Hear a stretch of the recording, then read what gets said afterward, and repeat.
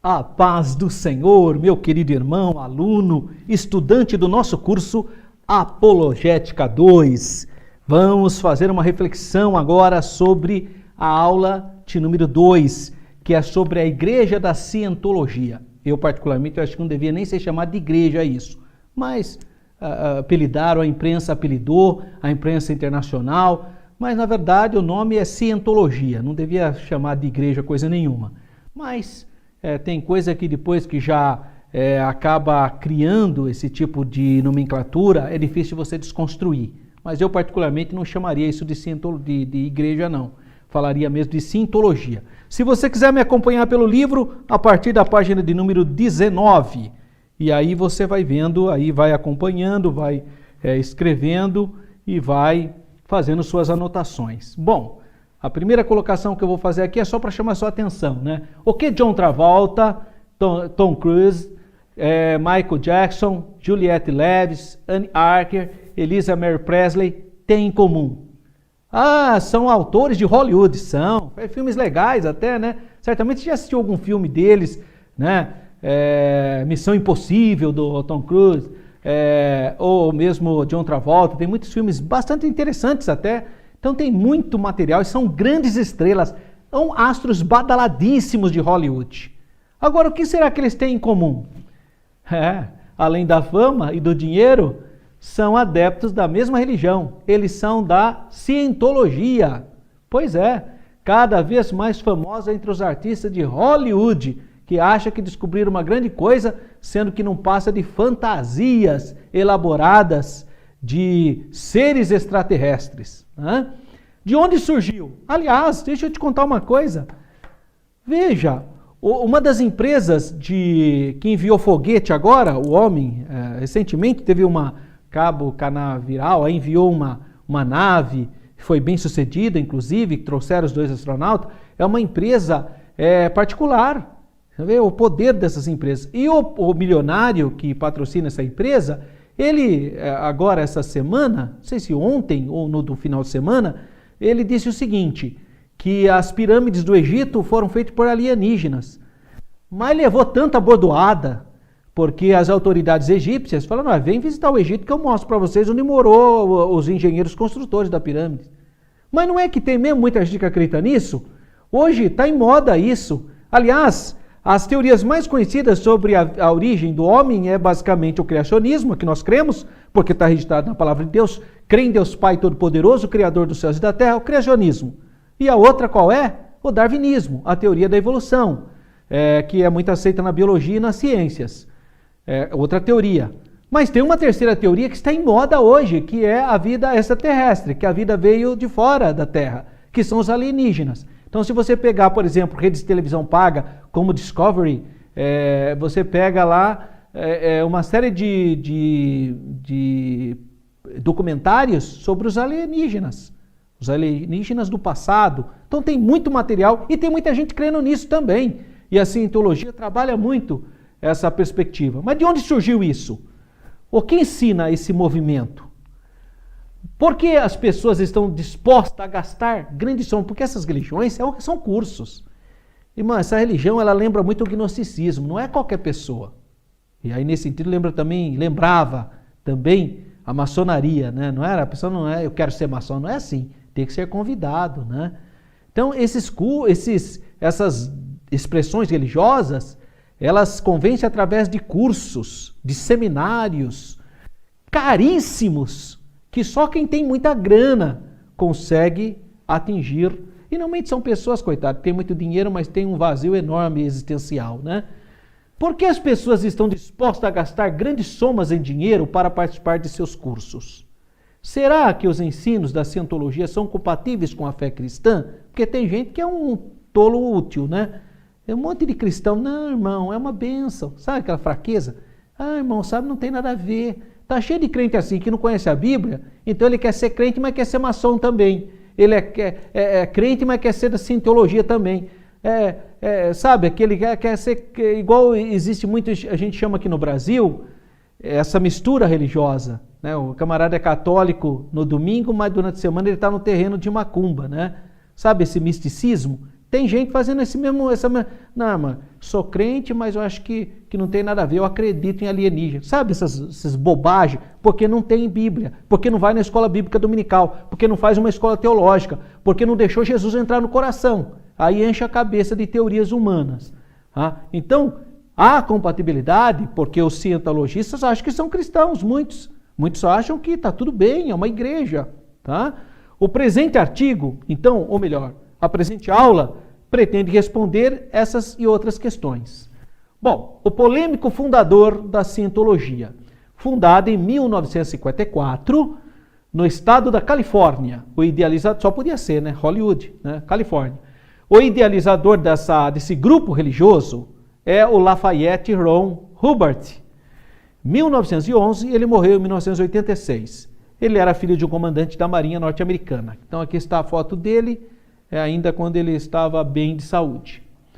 Segundo publicações da cientologia, ou seja, a própria cientologia que publicou, né, ele seria formado em engenharia civil, com especialização em física nuclear pela Universidade de George Washington. Não é bem isso, né? Mas a cientologia quer dar um ar de que as pessoas que fazem parte da cientologia são muito inteligentes. É tudo gente acima da média. São tudo intelectuais. Por isso que é importante ela defender essa tese. No entanto, os registros da escola revelam que ele cursou apenas 2 anos, sendo que o segundo em regime probatório, tendo sido reprovado em física. Afirma-se também que ele teria o PhD conferido por uma tal Universidade Sequoia da Califórnia, embora haja provas de que não existe uma escola superior com o nome de Universidade Sequoia da Califórnia. Sequoia são aquelas árvores enormes da Califórnia, né? São árvores monstruosas. Inventaram até uma universidade para tentar dar um ar de sabedoria profundador, né? Qualificado, então, e essa escola teria qualificado ele como título de doutor. Hubbard se consagrou nas décadas de 30 e 40 como um prolixo escritor de ficção científica. E naquela época era uma coisa fantástica, né? Dizer que o homem falaria, que nem a gente fala hoje pelo celular, sabe? A pessoa vendo você, isso era tudo na década de 40, era impossível. Hoje é normal, né? Você liga aí, pega o seu celular, você vê sua mãe que está lá na China, ou se está lá no Japão, se está lá nos Estados Unidos, você fala. Isso, na década de 40, era tudo ficção científica. Quando se falava nisso, não, isso é impossível, nunca vai acontecer isso, não dá. Então, muitas das ficções científicas da década de 40 hoje viraram realidades, né? Bom, mas na época fazia maior sucesso isso, as pessoas liam, muito tipo, era escrito em formas de gibis, com desenhinho, aquelas parafernálias todas, e fazia muito sucesso. Né? Ele chegou a escrever cerca de 78 novelas desse gênero e outras obras. Ele ficou milionário escrevendo sobre... Então ele era um cara que escrevia muito sobre essas questões científicas. Então vendeu muito. Né? É um cara muito conhecido, Hubbard. Mesmo antes de fundar essa cientologia, ele era conhecido exatamente por essa literatura de ficção científica. A biografia de Hubbard não é a das mais confiáveis, isso é fato, pois alguns de seus familiares resolveram romper com a cientologia e emitiram depoimentos sobre Hubbard, e aí a casa caiu, né? Para seus seguidores, esses depoimentos não são aceitáveis, porque, segundo afirmam, faltam com a verdade. Bom, eu tenho que ser honesto para você. Qualquer um de nós, mesmo nós que somos evangélicos, mas qualquer um, dificilmente vai aceitar qualquer outro assunto quando se fala de um líder seu. É uma tendência natural, porque você conhece, vai querer defender. São poucas as pessoas que são espertas suficientemente para estar atentos aos sinais. Que as pessoas não são perfeitas e que deve sim haver sempre uma desconfiança, uma confiança-desconfiança de tudo. Isso em todas as coisas, irmãos. Você sabia que os psicopatas, os pedófilos se escondem como professores, como médicos, como religiosos? É ali onde estão psicopatas escondidos. Não significa que você vai ser uma pessoa desesperada e vai ver a teoria da conspiração como muitos hoje no Brasil. Não é isso. Mas você tem que ter o discernimento de espíritos. É isso que a Bíblia fala. Então, há uma tendência natural de você querer defender a sua religião, a sua liturgia, a sua liderança. Agora, você tem que ter discernimento, tem que ter prudência. A Bíblia fala, esteja vigiando, porque de fato Satanás se transforma em anjo de luz. Então temos que ter bom senso. Agora tem gente que não, jamais, quer dizer, confia tanto, não, nunca. Não sei, precisa verificar, né? Precisa ter um pouquinho também de senso crítico. Não pode ser tolo ao ponto de achar que as pessoas são todas perfeitas. Perfeito é só Jesus, irmão. Agora, nós temos que ter um bom senso de analisar todas as coisas. Agora, não, porque esse é uma pessoa perfeita. E aí vira, infelizmente, o que nós vimos com denúncias aqui no Brasil, João de Deus.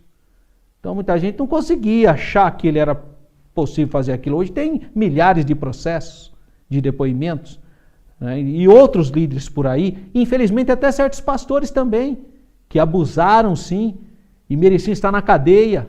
Então nós precisamos ter também senso crítico. E infelizmente a tendência das pessoas, principalmente de seitas religiosas, de grupos heterodoxos, para eles a sua liderança é perfeita, eles são perfeitos, não existe erro, é imaculado. Isso é um erro, irmão, um erro crasso, né? E é o caso deles, eles acham, não, eles estão faltando com a verdade, então eles não conseguem compreender, porque se o líder dele estiver errado, ele criou uma mentira, e aí pega mal, o orgulho dele é tão grande que ele nunca vai submeter a isso. Entretanto, uma das palavras mais duras ditas sobre Hubert veio de Ronald Dolph. O Ronald Dolph é um dos seus 5 filhos. Esse senhor aqui, o Dolph, disse que seu pai era um dos maiores trapaceiros do século. Olha, um filho falar isso do pai é gritante, né? Desde pequeno, Hubert costumava viajar com seu pai aos países do Oriente, o que despertou seu interesse por diversas culturas e crenças. Mais tarde, estudou engenharia e física nuclear. Em 1950, ele publica o livro Dianética. Essa palavra ele inventou, né? Nem existia isso. Dianética, a ciência moderna e a saúde mental, que se tornou uma autoridade da cientologia. Isso virou a Bíblia da cientologia, tá? Do Hubert. Em 1959, ele mudou-se para a Inglaterra e, devido à forte oposição às suas ideias, oposição mesmo, né? Porque era esdrúxula as suas ideias, ele deixou a Inglaterra em 1966 e passou a viver a bordo de um navio de 300 pés chamado Apolo, cercado dos seus discípulos, daquelas pessoas que acreditavam nessa ficção científica. Em 1967, começou a dirigir a Sea Organização do Mar, né? Sua congregação religiosa dentro da Igreja da Cientologia. Já começou a inventar coisa, uma religião, né? O que era ficção científica começou a virar religiosidade. No ano de 1975, Hubert voltou aos Estados Unidos, onde passou a levar uma vida cada vez mais discreta, reclusa, retirada do público, inclusive da sua própria família. Foi então que começaram a surgir rumores sobre a eventualidade de seu falecimento. Ronald Dolph, que é o filho, entrou com uma petição judicial num tribunal do estado da Califórnia para ser nomeado procurador dos bens do pai, porque ele tinha muito dinheiro, né, que ele tinha vendido muito sobre ficção científica. Todavia, o tribunal descobriu que o Hubert estava vivo, vindo a falecer 10 anos depois, mais precisamente em 1986, deixando mais de 6 milhões de adeptos no mundo inteiro. Gente que crê em alienígenas, em vida extraterrestre, em ficção científica. Muitos pais não perceberam, mas a esquerda tentou destruir a educação conservadora. E muitos deles só notarão os perigos do globalismo e do esquerdismo quando for tarde demais. Aparentemente, o Brasil venceu o risco de se tornar uma ditadura comunista, mas o desafio de educar nossos filhos fora do alcance de mentes diabólicas nunca foi tão urgente. Os vários esquerdistas que governaram o Brasil nos fizeram sentir incapazes, isolados e sem condições de reagir, ainda que nós, os conservadores, fôssemos e somos a maioria do povo brasileiro. Por isso, a sua família precisa ler o Guia Conservador da Família Brasileira, escrito para auxiliar os pais que desejam ver cumpridos nas vidas de seus filhos e da nação brasileira os propósitos de Deus.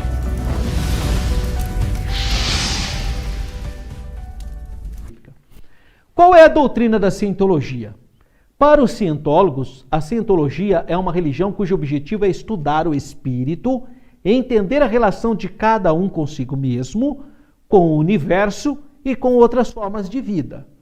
É uma religião, uma sabedoria, uma ciência, segundo eles mesmos definem. Na verdade, trata-se de uma corrente de pensamento filosófico-religioso, mesclada a técnicas psicoterápicas e doutrina budista. Segundo o próprio Hubbard, a religião criada por ele deve despertar no discípulo a consciência de que ele é imortal. Então veja que é uma coisa meio estranha, né? É uma mistura de conceitos tirados do hinduísmo e das tradições cabalísticas. A cientologia serve de base para uma série de técnicas como a psicanalítica, dianética, e promete aos seus adeptos melhorar a sua capacidade de comunicação, diminuir seus sofrimentos, ensinando a lidar com as pessoas do seu meio. Fundamentos básicos. Então, para o pessoal da cientologia, o homem é basicamente bom, composto de 3 partes: corpo, mente e espírito. É um ser imortal, sua experiência vai muito além de uma só vida, então podendo ter várias vidas, sua salvação depende de si mesmo e seus semelhantes e de sua relação com o universo. Então a salvação seria ligada a essas 3 dimensões. O corpo é um componente indesejado do ser humano, e aqui tem muito de gnosticismo, né? Vê o corpo como algo mau. A mente humana é limitada e não permite ao indivíduo tomar consciência de que ele é destinado a sobreviver. A mente é o sistema de comunicação entre o Tetã e o mundo ambiente, que já são termos da cientologia. Então, espírito na cientologia é o Tetã. É onisciente, imortal, e através da pista do tempo percorre várias vidas. Então está aí o corpo, né, o mundo e o Tetã, essa tríplice dimensão. O espírito é tudo aquilo que você traz de bom e de ruim, desta e de outras vidas, porque ele acredita então em outras vidas. No início, todos os espíritos eram perfeitamente felizes num eterno presente, mas acharam que era uma situação aborrecedora, e foi assim que, para brincar, criaram o universo. Mas se tornaram vítimas do seu próprio brinquedo, esquecendo-se de que o mesmo fora criado por eles. Então, é ficção do Hubbard que virou doutrina religiosa. A teoria na prática. Através de sessões da cientologia, Althing, que é a audição, a pessoa passa por 7 graus de purificação para libertar-se dos engramas, ou seja, das cicatrizes. Em outras palavras, a pessoa, coitada, enquanto que nem eu, você, somos todos tontinhos. Aí, quando você fizer esses cursos bem caprichados, você vai, depois de 7 processos, você vai começar a ter consciência da realidade do que você é. Em outras palavras, é isso, porque você vai ser liberto das cicatrizes. No final desse processo, o adepto sai do estágio pré-claro para o claro. Isso, porém, é apenas a primeira etapa da purificação, porque ele está propondo, então, uma purificação do seu tetã, do seu espírito, para você ser um ser humano evoluído, porque você é um alienígena, na verdade, no pensamento da cientologia. A segunda é chamada de Operant Tetã, quer dizer, o espírito operativo. Iniciais, então, eu vou usar aqui iniciais OT, da sigla inglesa, Operant Tetã, tá? Então, eu vou utilizar aqui, sempre que for aparecer, vai aparecer OT, que por sua vez compreende 8 degraus. Nesta segunda grande fase, o Tetã passa a entender que o mundo visível não é uma realidade plena, mas é apenas aparente. E ele, o Tetã, o espírito, já não depende do universo que o cerca. Uma das mais notáveis qualidades de um Operant Tetã é a imortalidade pessoal e consciente e a liberdade relativamente aos ciclos de nascimento e da morte.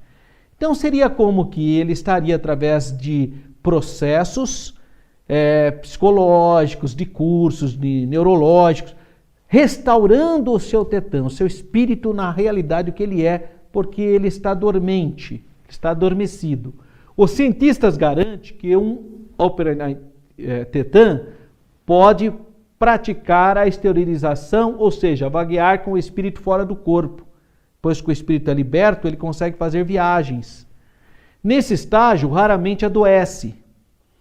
E menos propenso a acidentes, tem memória total, QI superior a 135, imaginação criativa, vitalidade extraordinária, personalidade magnética, autocontrole, entre outras coisas. Tudo através de cursos caríssimos. Cursos caríssimos. Entretanto, quando a morte vem, o Tetã vai para um lugar de descanso, Marte ou Pirineus, que é nome de planetas que ele inventou, né, o Pirineus, até que ele seja atribuído a um novo corpo. Um dos aspectos curiosos da Igreja da Cientologia é o fato de que seus membros, sem nenhuma objeção, podem pertencer às outras religiões, ao mesmo tempo em que proclamam a reencarnação do espírito, doutrina que se choca com outras crenças. Então veja que tipo de religiosidade. Os degraus finais dessa fase, que vai do OT1 a OT5, além de outros Open Tetãs, são mantidos em segredo pela Cientologia. E é segredo total. Pouquíssimas pessoas vão ter acesso a esses mistérios. Os claros que chegam a esse estágio, aqueles que estão já no segundo estágio, que são os claros, né, não podem levar os textos para fora das instalações da igreja, e muito menos têm o direito a cópias das apostilas, do material deles. Segundo uma reportagem do Washington Post, que é o grande jornal norte-americano, em 1995, dados recolhidos no Tribunal de Los Angeles mostram que os membros que participam dos cursos nas instalações especiais da igreja tendem a aceder com uma zona de acesso restrito, sendo escoltados por segurança até uma sala fechada, onde podem consultar os textos, mas tudo isso vigiados por câmaras de vídeos. Então é uma coisa, é de ficção científica mesmo, né? Apesar de todas essas medidas extraordinárias de segurança, críticos e antigos adeptos da Cientologia têm conseguido escapar ao cerco e distribuído os textos secretos da seita, o que leva a igreja a tomar certas medidas. Normalmente ela tem um grupo de advogados para processar, para fazer miséria. É uma organização poderosa. Tá? Um dos cursos secretos que demonstram a pura fantasia dos ensinos da Cientologia é o OT3, que é o Open Teton 3, que cobre supostos acontecimentos que aconteceram há 75 milhões de anos atrás. Então eles ficam, olha, é tudo ficção científica, ficar falando de coisas que aconteceram há 75 milhões de anos atrás. Nesse período teria ocorrido um problema de superpopulação na Federação Galáctica, composta por 76 planetas. E o seu oficial Xenu teria sido escolhido para resolver o problema. É a Guerra nas Estrelas, irmão. É coisa científica, é ficção científica. O oficial Xenu teria sido escolhido para resolver o problema. Então tem aqui um desenho do Xenu. Né? Aparentemente, Xenu decidiu congelar milhões de seres e trazê-los à Terra, mais precisamente no Havaí e Las Palmas, onde as explosões nucleares provocadas por 8 vulcões restauraram somente os espíritos dos exterminados. Os seres humanos seriam compostos por esses espíritos e por alguns maus espíritos, os Bad Tetans. Bad Tetans é corpos tetãs, corpos espirituais. E Xenu, capturado e aprisionado pelo seu crime. Quem sabe seja por isso que a capa do livro Dianética tem a imagem de um vulcão, porque foram os vulcões os responsáveis pelo descongelamento desses espíritos. Ao que tudo indica, todas essas coisas não passam de uma versão simples de alguns dos conceitos da Cientologia. Seus adeptos contam com grande e numerosos volumes de literatura para que possa expandir-se nessas ficções científicas. É ficção científica. Ficam em prolongados seminários discutindo essas coisas do universo, esses mistérios, como se fosse verdade. Eles chamam, é uma sabedoria alienígena. Por isso que hoje tem muita coisa de alienígena. Toda essa turma é tudo do Cientologia. A Cientologia e o cristianismo. Embora haja por parte dos cientólogos considerável esforço em conciliar os ensinos de Hubbard com o cristianismo, como se vê em diversas de suas publicações, como, por exemplo, a brochura intitulada Cientologia e a Bíblia, a verdade é que existe um enorme disparate entre a palavra de Deus e os ensinos de Hubert. Senão, vejamos. Deus. Devido ao seu caráter eclético, a cientologia tem procurado nos últimos anos, assim como a maçonaria, designar Deus simplesmente como ser supremo, o grande arquiteto do universo, o Gadu, o ser supremo, força de vida, a fim de facilitar a entrada de pessoas de qualquer segmento. Qualquer pessoa ele pode trazer nessa perspectiva. É o que faz a maçonaria. Adotam ainda a posição politeísta. Existem deuses que estão acima de todos os outros deuses e deuses além dos universos. Em toda a Bíblia encontramos uma afirmação inflexível a favor do monoteísmo. Só existe um Deus verdadeiro e o resto é tudo falsidade. A Bíblia é clara, a singularidade do Senhor.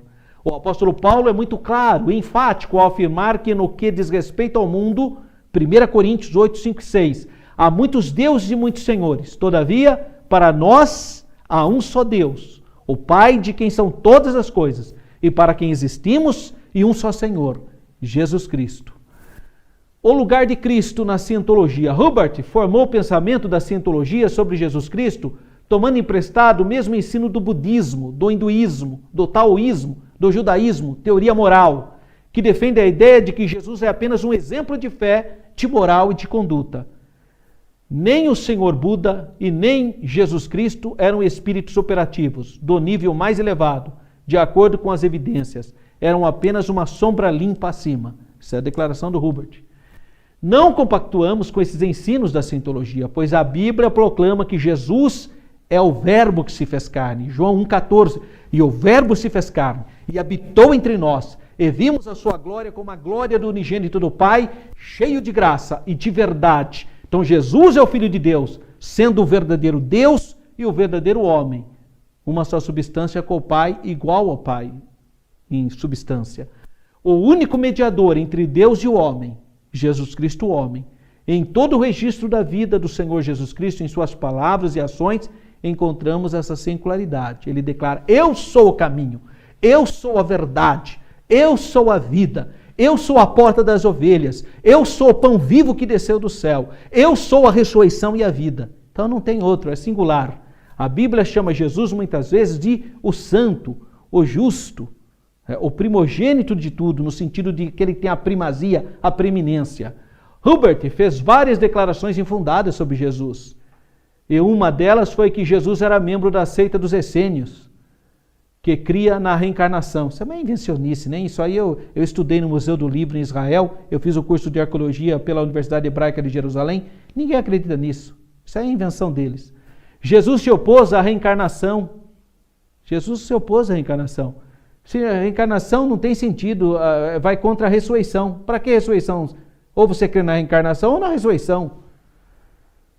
Em lugar de ensinar a preexistência de todas as almas, como é próprio da cientologia, Jesus afirmou que era o único que preexistiu de fato e não estava em um estado reencarnado. João 8, 23. O homem não veio de uma estação de implante de outro planeta, como ensina a cientologia. O homem é deste mundo, unicamente da terra. Deus o criou do pó da terra. O gênero humano começou da terra, com a criação de Adão. A questão do desprezo pelo corpo, que também é uma doutrina gnóstica, ao expressar o conceito que tem sobre o corpo, a cientologia revela a origem de suas crenças. Ela diz que nós não pertencemos a esse corpo físico porque o corpo físico é mau. Esse ensino, no entanto, é idêntico ao pensamento do gnosticismo. Os gnósticos pregavam dualismo entre a matéria e o espírito, advogando que a matéria criada era má.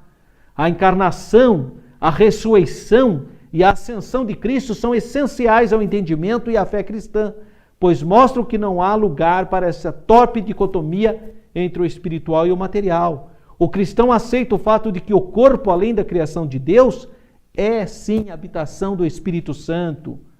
1 Coríntios 6,19. Somos instados a glorificar a Deus com o nosso corpo, glorificar a Deus. Olha só o que diz 1 Tessalonicenses 5,23, e o mesmo Deus de paz vos santifique em tudo, 5,21, né? Em todo o vosso espírito, alma e corpo sejam plenamente conservados, irrepreensíveis, para a vinda de nosso Senhor e Salvador Jesus Cristo. Tiago 2,26 diz, o corpo sem o espírito é morto, está morto. A formação do homem, desde a criação de Adão, demanda um corpo bem como um espírito, para que ele fosse uma alma vivente. Um dos propósitos da futura ressurreição do corpo do cristão é reunir o corpo e o espírito, formando um ser completo. E a questão do caminho da salvação? Como vimos, a cientologia crê que o homem é basicamente bom, sem pecado. Portanto, segundo afirmam, é desprezível e completamente abaixo de todo desprezo falar para um homem que ele tem de se arrepender e que ele é mau. Então eles fazem um processo, mas não é só a cientologia, você vê isso também no espiritismo e em outros grupos religiosos, negando a ideia do pecado original, negando a ideia de que o homem tem uma natureza decaída. Porque se você conseguir tirar a realidade humana, dizer, não, o homem não tem uma natureza decaída, então ele não precisa de Salvador, ele não precisa de salvação. Então essa é a ideia das religiões que querem negar a obra expiatória de Jesus no Calvário. É tentar desconstruir a ideia da queda humana, né, do pecado original. O caminho da salvação, na visão da cientologia, o homem tem apenas cicatrizes, eles chamam de engramas, escamas mesmo, né, e é justamente isso que o impede de descobrir e exercitar seu poder inerente. Então não é que ele está em queda, não é isso, ele tem alguns impedimentos, mas se você, através de custos milionários que você paga, você pode tirar essa cicatriz e entrar para o primeiro momento do claro e depois do neoclaro e do claro. Contrastando essa doutrina absurda, Jesus Cristo ensinou que o homem tem um grave problema. Esse tem sido o problema. Por que você acha que o país está cheio de corrupção? Porque era a esquerda, porque é a direita, porque... Não é nada disso, o problema é o pecado, irmão. Eu fico admirado, eu sou já falei que eu sou do ambiente político, eu desenvolvo políticas públicas, e o que eu percebo? Que o problema do ser humano é o pecado, não é problema ideológico, não é porque é esquerda, porque é direita, porque... Não é isso não, é o pecado, irmão. O pecado detonou o homem, por isso que o homem tem uma tendência a errar. O bem que quer fazer não faz, o mal que não quer faz. Então o problema do ser humano é o pecado. E Jesus veio para libertar a gente disso, para lavar o nosso espírito no sangue dele, a nossa alma, a nossa carne, as nossas vestiduras. Jesus veio para que você seja uma nova criatura em Cristo. Então o problema, eu vejo as pessoas discutindo, é filosofia tal, não é nada disso, o problema é o pecado, irmão. Enquanto o homem estiver nessa condição, não vai estar torto. Romanos capítulo 5, é o problema do pecado. Então, Jesus disse que o homem é mau por natureza. Falou ainda que do interior do homem procedem os maus pensamentos, mortes, adultérios, prostituição, furtos, falsos testemunhos e blasfêmia. Partem infelizmente, devido à queda. Seu primeiro sermão do Senhor foi uma exortação ao arrependimento. Arrependei-vos. A pregação de João Batista, arrependimento. Dos 12, arrependimento. A pregação de Pedro no Pentecoste, arrependei-vos. A pregação de Paulo aos gentios, arrependimento. Porque sabe a natureza humana. Continha mensagens com forte apelo ao arrependimento para que houvesse a remissão dos pecados. Porque sem arrependimento não vai ter perdão. A mensagem do arrependimento deveria ser levada por todo mundo. Olha o que diz Lucas, capítulo 24, versículos 47 e 48. E em seu nome se pregasse o arrependimento e a remissão dos pecados em todas as nações, começando por Jerusalém, e dessas vós sois testemunhas. Isso é evangelho. É convidar as pessoas para se arrepender, deixar a sua vida antiga, receber o perdão pelo precioso sangue de Jesus, ser lavado pelo sangue de Jesus, porque só Jesus pode fazer isso por ser humano. Não é a filosofia. Ficam lá fazendo curso, coitado. Sai de lá achando que teve uma visão de alienígenas. Tudo ficção. Não é a realidade. E eu coloquei aqui uma série de filmes, são documentários sobre a cientologia, porque eu acho que fica mais fácil para você, aluno, acompanhar. Então eu vou deixar aqui, você pode colar esses sites, aqui esses links, entram e aí você vai assistir os depoimentos, os documentários, material importante para você conhecer a cientologia, para você ver a gravidade disso. É uma verdadeira lavagem cerebral. Esses cursos deixam a pessoa completamente sem liberdade, desarticulado, tolhido da realidade. O camarada passa a viver num mundo de ilusão, achando que agora tem um QI, que agora tem contatos alienígenas. Deixa a pessoa completamente fora da realidade humana. Então eu coloquei aqui esses muitos links aqui que você pode colar, né? Cola aqui, ó, e assista. Tá? Assista para você ter contexto histórico, contexto de documentário. Tá? Importante você ter esse material, porque embora nós tenhamos aqui bastante material pedagógico, mas não é suficiente para você ter um bom conteúdo para você poder ter mais conhecimento. Então eu acrescentei todos esses links aqui, são documentários, são filmes que vão te ajudar muito. Assim como eu deixei um link na aula 1 sobre a igreja local, que é um seminário, também uma exposição sobre o assunto, esses já são documentários, são traduzidos, lá tem a tradução do inglês. Isso é muito importante para que você possa efetivamente se aprofundar e ter uma visão mais ampla do conteúdo dessa aula. Que Deus continue abençoando a sua vida. Fique na paz do Senhor.